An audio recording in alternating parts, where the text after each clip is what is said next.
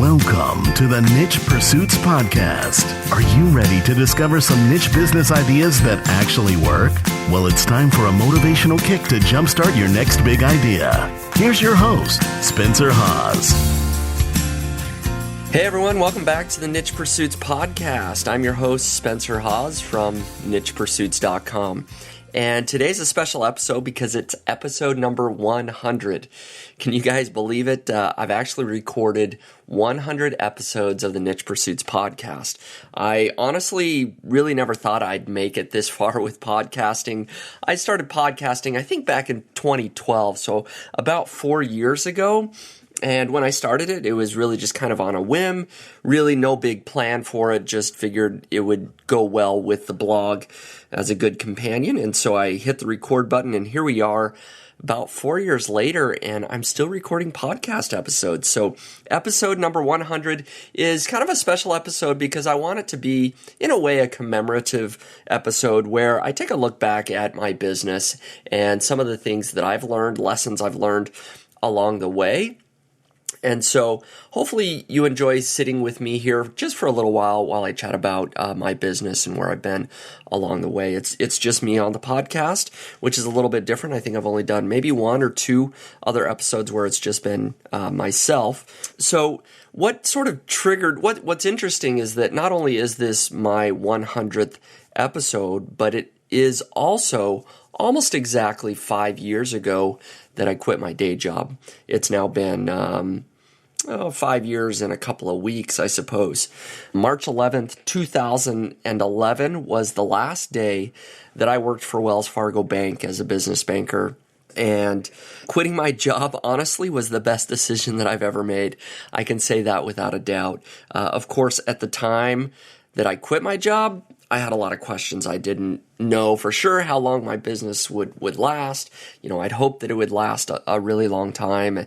But luckily, it hasn't. Business is better than ever. So if you don't mind, I'm going to just briefly kind of review my story a little bit and some of the lessons I learned along the way. Many of you may know or may not know if you haven't listened to the first few podcast episodes or read my blog that while I was working my day job back as a business banker, I actually started building websites on the side just as not even a way to make money, but more a way just to see if I could build out websites, to learn HTML and get involved in this whole internet thing that was starting to take off in the early 2000s, right?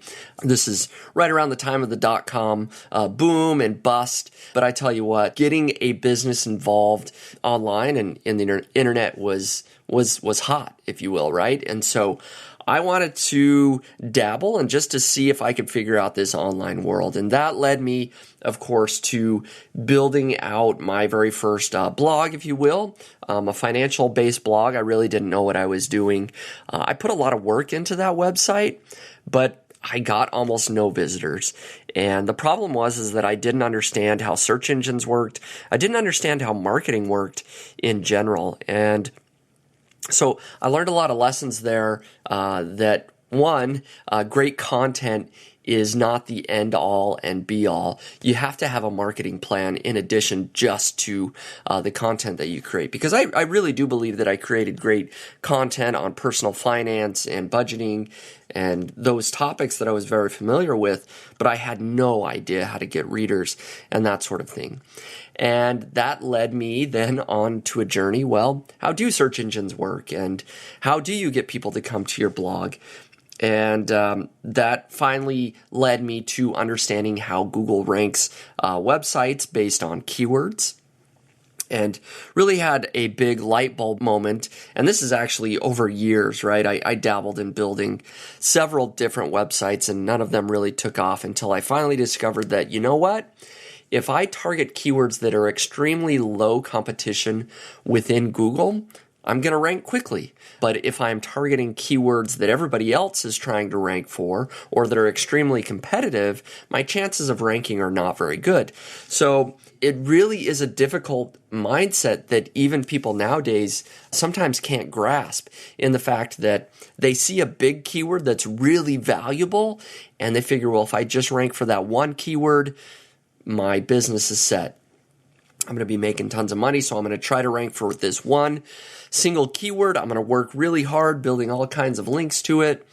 And for the most part, people fail because it's extremely competitive. You have big corporations going after these really competitive keywords. So the big mindset shift for me was going after these long tail keywords that were easy to rank for. And that was back in 2000 and end of 2008, early 2009, I want to say, that I finally said, I'm going to build a couple of little websites that target these specific long tail keywords. At the time, it was I built a website on worm farms and another one on buffalo nickels. And I've told this story many times.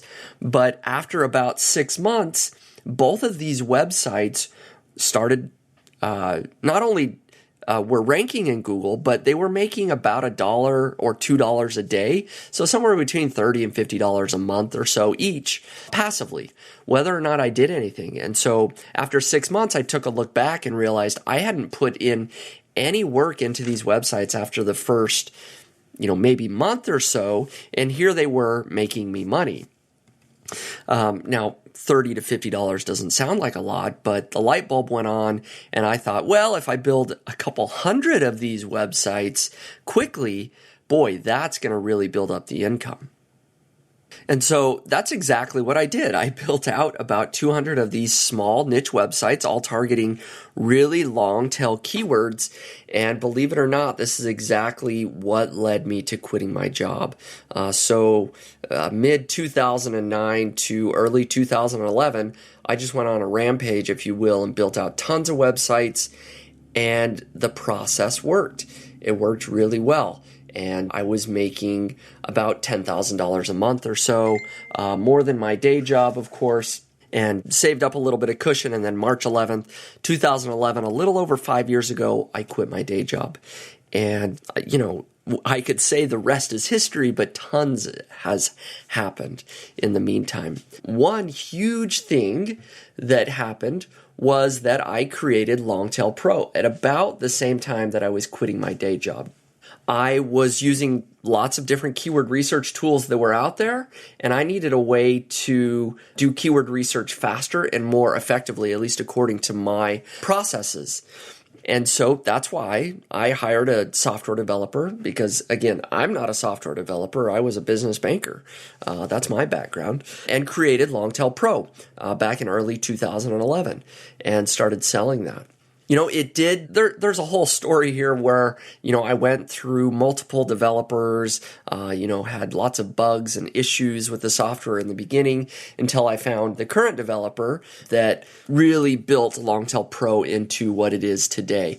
But slowly but surely, I was able to build an audience, to start making sales. It took a couple of years, but Longtail Pro eventually overtook or surpassed the amount of income that I was making from my niche websites. So I don't know exactly when that is, but around early 2013, right? I started making more from Longtail Pro than my niche websites. And part of that was also that during that whole time period, 2011 to 2013, Google came out with a couple of updates that we're all familiar with in the SEO industry of Panda and Penguin.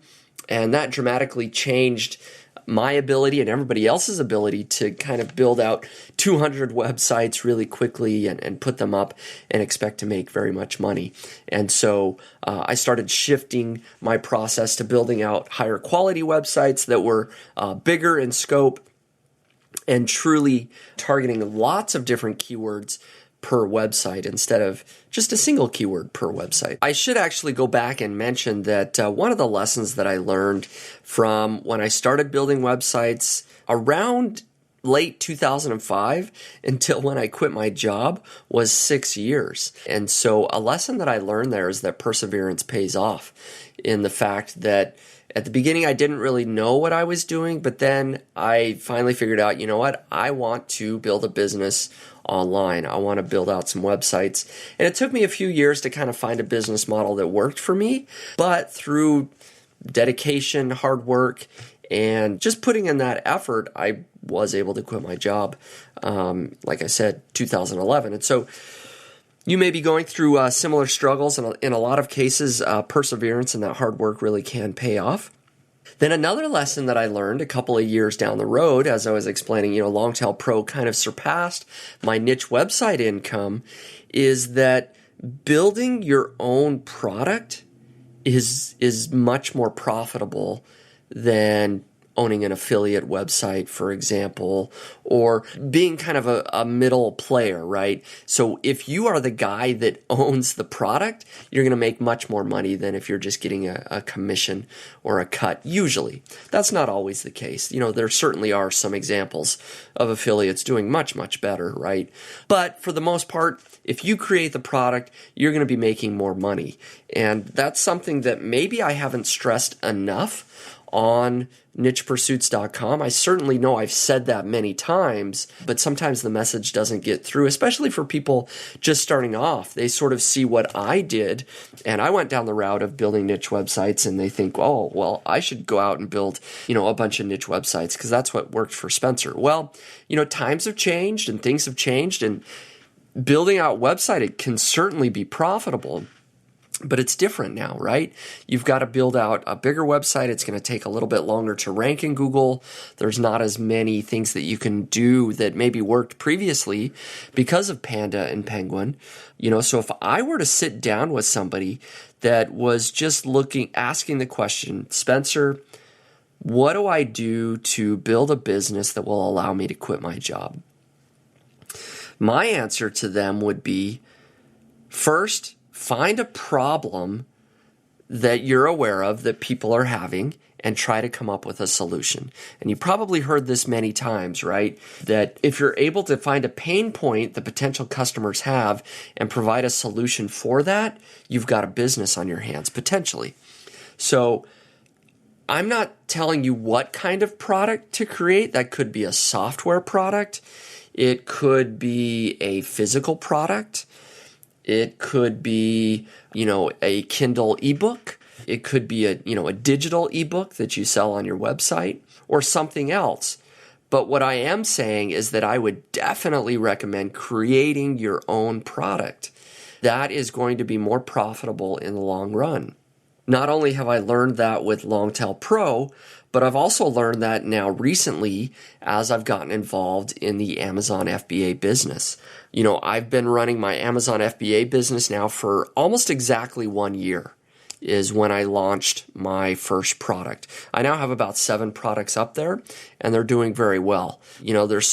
I have the top line revenue that, sounds great, but it's just a number, right? So last month it did a little over $60,000, about $65,000 in revenue.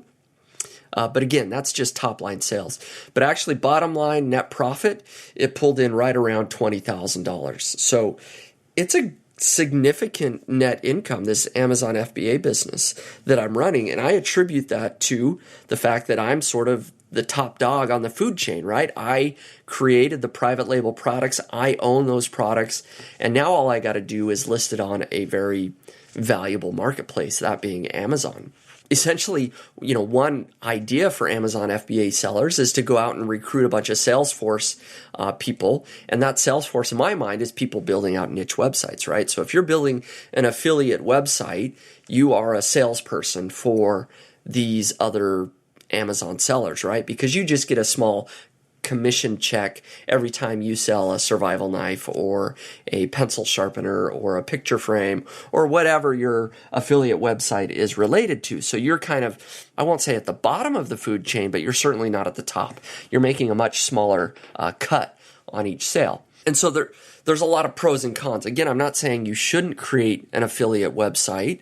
That can be a profitable business.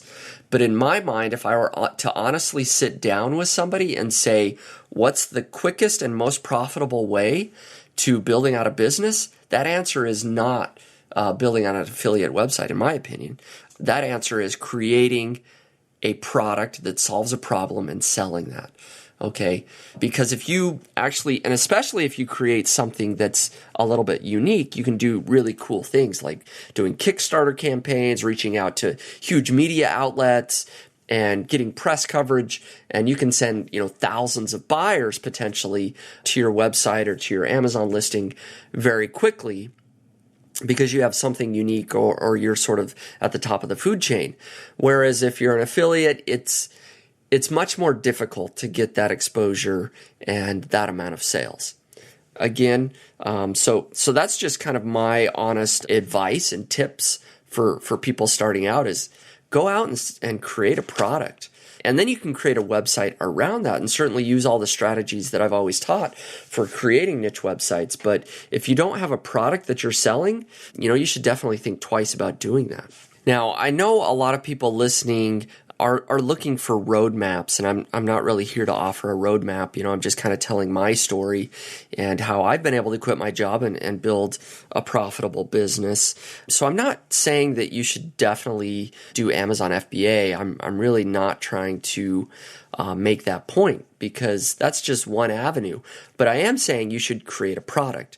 Again, so that might be a digital ebook, that might be a software product, which can be super profitable, or some other method, right? So I'm not trying to provide you a roadmap. You should do X, Y, and Z, and that's going to get you where you need to go.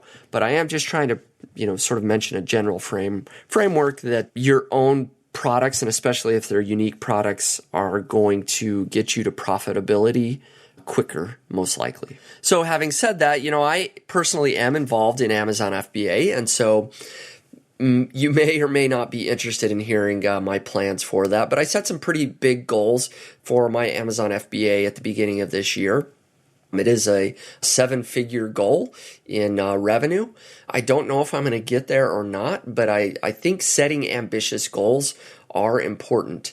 And so as part of that goal, the plan is to launch, I believe it was either 14 or 15 new products this year to get us there after I ran through the numbers.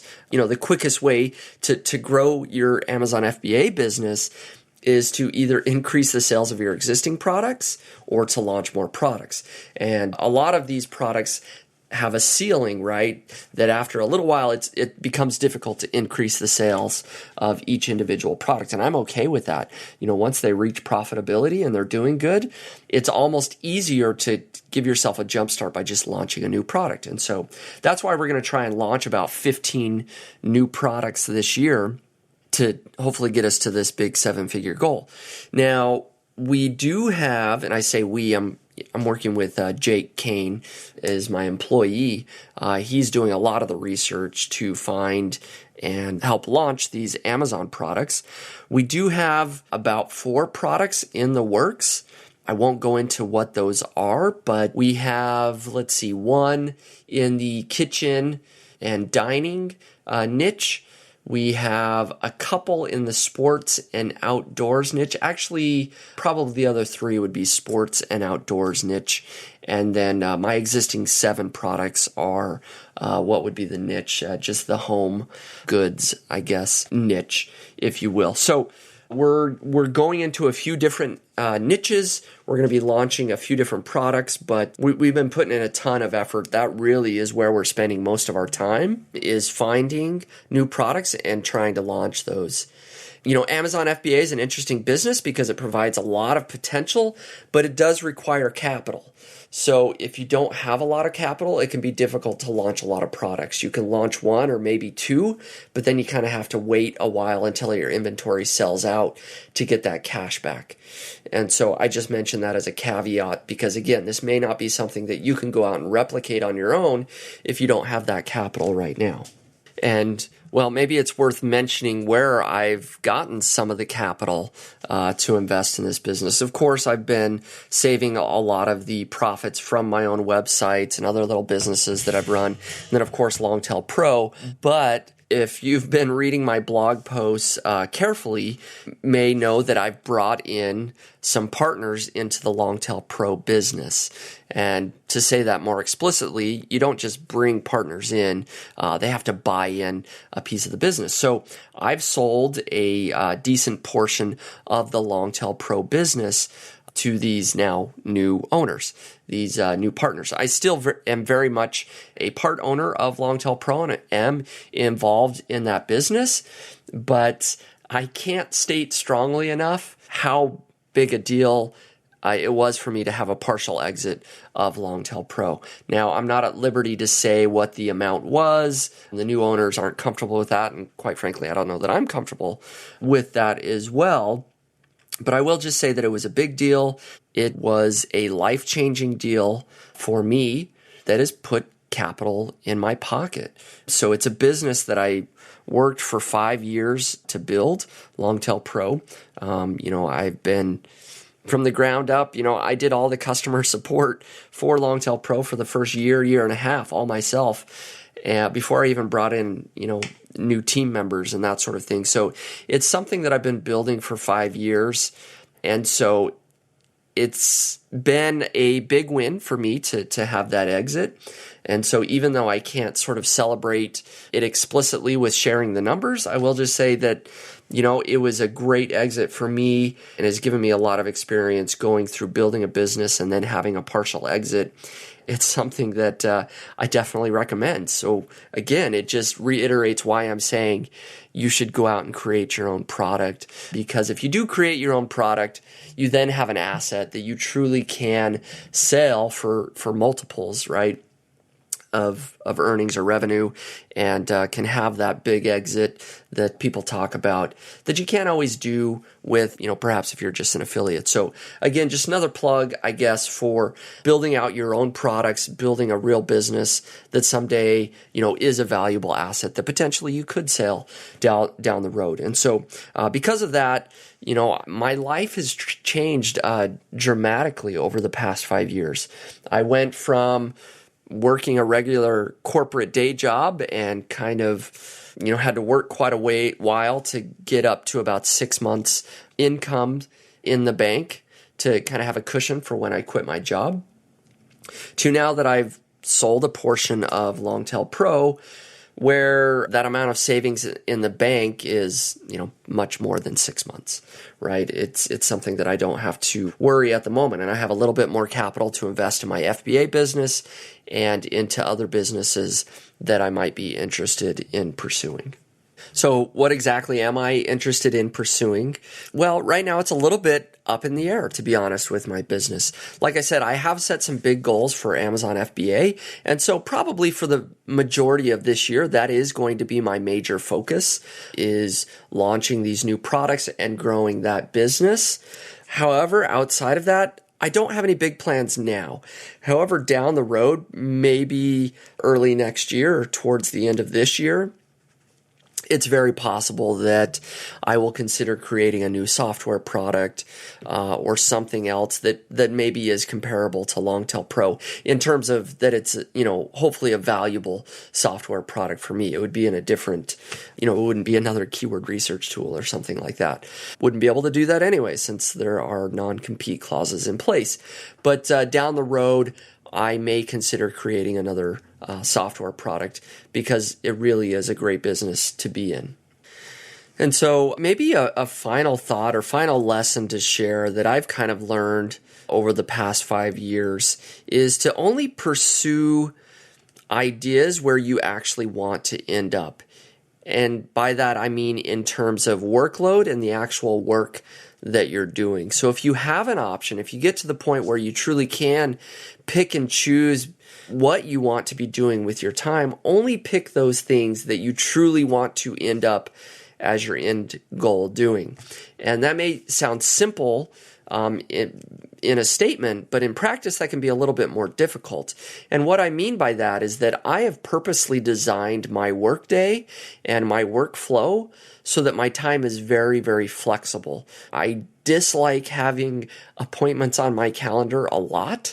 And so for that reason, that's one reason I sometimes am very hit and miss with the podcast here in terms of inviting guests, because I don't want to tie myself down to I must have a guest every Wednesday or twice a week or whatever. I personally, I just don't like that. Some people, and maybe you know a few, become very, very successful with their businesses, but I don't envy them, even though they're making more money than me. But some people out there are so tied to their business in terms of the amount of customer support or emails that they have to be involved with, or maybe they built up a brand where they feel like they must be involved with, Twitter and Facebook and Instagram and Snapchat and all these other places constantly in their lives. And that becomes a huge, not just time suck, but for me, mental capacity sort of drain, right? If I had to be constantly responding to people on Facebook and Twitter and all those other places, I would hate it. I would dread waking up every single day, and I would feel trapped. If my business was based on that, I've really just created a job for myself. And so for that reason, I'm not very involved in social media. I really have purposely stayed away from that, not because I don't like interacting from time to time with you as a listener and other people out there, but I don't want to build a business that is based on me being involved directly on social media, email, those sorts of things. So from the very beginning, I've tried to design a business where I can be hands off as possible in terms of I can do it on my own time, and if it's possible, I can hire people to help me out, right? And certainly people that are in that position that I just mentioned where they're constantly involved in social media, they could hire people to do that for them. But that doesn't always happen, right? A lot of times you end up going down that road and you feel like you can't let go of those things. Now, that's just one example. There could be many other examples where you feel like you're tied to your business and you don't have the flexibility with your own time. So I just throw that out there as kind of a lesson that I've learned, because I've gone through periods where I've committed to too many things and I become, maybe I get a lot of things done, but I'm not as happy in my business. So I'm much more happy in my own business where I have the freedom and the space and the time to think of creative ideas on my own, and I'm not so tied down to the day-to-day, not just operations, but customer-facing aspects of that, So just be careful, and it's a lesson that I've learned that, you can sort of take it or leave it if you will. Just kind of depends on your own personality. Maybe you want to be that person that's out in front and is always committed to doing speaking gigs at conferences and those sorts of things. I've sort of chosen that for the most part, I don't want to speak at any conferences. I just don't. It's not worth the extra exposure for me to have that sort of time commitment and that travel commitment. It's just not worth it for me. So anyways, I've just thrown a few lessons out there. Hopefully some of those resonate with you. But overall, just kind of a quick podcast here to review a little bit of my journey, where I've gone over the past 5 years. So it's a little bit of a celebration podcast. It's episode number 100. It's been 5 years since I quit my day job, and I'm starting to maybe get comfortable where I'm at. I still work from home, and that's great, but it is good for me to reflect every now and again to remember what it was like to work that corporate day job.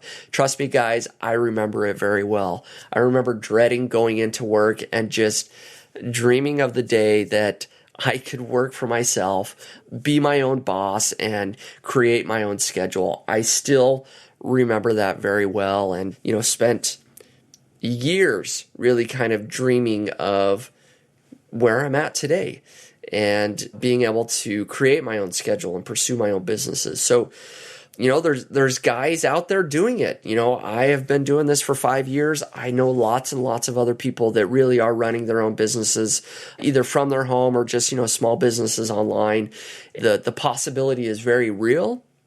And I can tell you that I've enjoyed the last 5 years in terms of my professional life much, much more, immensely more than I've ever enjoyed all of my other professional life combined. And so it's been awesome. It's been an amazing journey. I just want to thank all of you for following along and listening to the podcasts and reading the Niche Pursuits blog and participating where you can. I don't know what the next 5 years are going to bring, but I do expect that I will continue podcasting and blogging about those things. And so I hope you'll join me as I continue to do that and we can share that journey together. Thanks a lot.